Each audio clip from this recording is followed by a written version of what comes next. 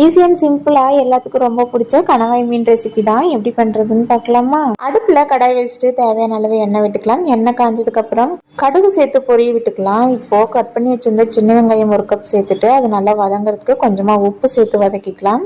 வெங்காயம் நல்லா இந்த அளவுக்கு வதங்கினதுக்கு அப்புறம் 2 சின்ன சைஸ் தக்காளி சேர்த்து நல்லா வதக்கி எடுத்துக்கலாம். இப்போ அது கூட கொஞ்சமா இஞ்சி பூண்டு சேர்த்து கலந்ததுக்கு அப்புறம் மசாலாவுக்காக மஞ்சத்தூள், மிளகாய்த்தூள், கரம் மசாலா சேர்த்து மசாலா வதங்குறதுக்காக கொஞ்சமா தண்ணி விட்டு ஒரு 2 மினிட்ஸ் கொதிக்க விட்டு எடுத்துக்கலாம்.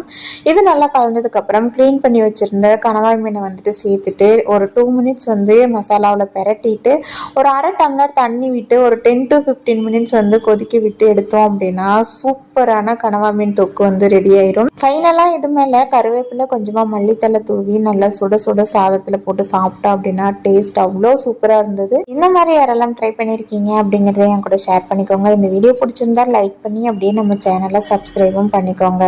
நாளைக்கு இன்னொரு வீடியோவில் பார்க்கலாம். அது வரைக்கும் பாய்.